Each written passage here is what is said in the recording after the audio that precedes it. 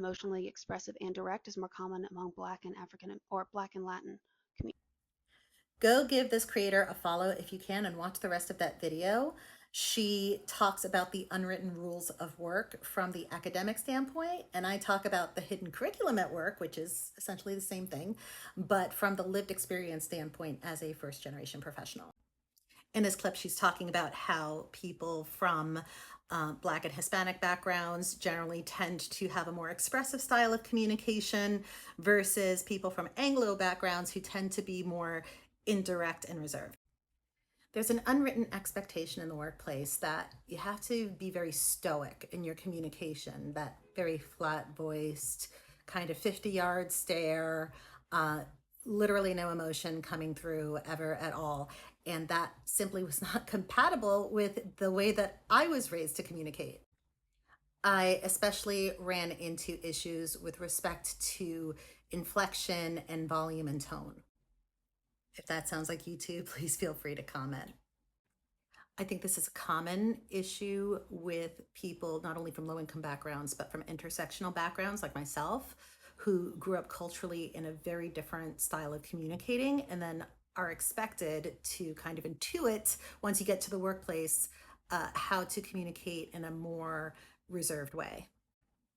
For me, when I feel very strongly about something, it's either, because it's a passionate topic for me, or I'm advocating for something that I think is the right thing to do, or I'm trying to impart or influence how something is important. I'll lean in, I'll speak faster, I'll make very direct eye contact.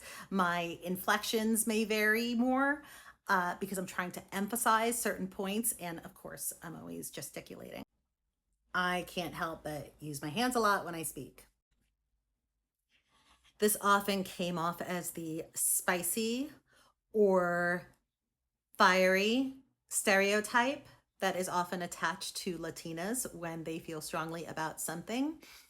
It also, I noticed, got my Black female executive counterparts too often, in my opinion, labeled as angry or aggressive. And this is incredibly frustrating because it basically sends the message that our authentic selves are not welcome. I've seen a fair amount of content about corporate jargon in the workplace and how that impacts people's ability to show up authentically. But I'm really glad to see that we're starting to have a conversation around the nuances of communication style and how that is impacted and reflected in social class and community background. If you've also struggled with how to show up communication wise in your tone or the way that you express your thoughts verbally or non-verbally, please leave a comment. I would love to have more conversation around this so we can start having more transparent dialogue about nuances in professional communication. I'm Mariana. I'm a first generation professional and certified coach. I talk about the hidden curriculum and how it impacts the first gen pro experience. And I help other first gen pros and 21st century leaders navigate complex career environments. Follow for more.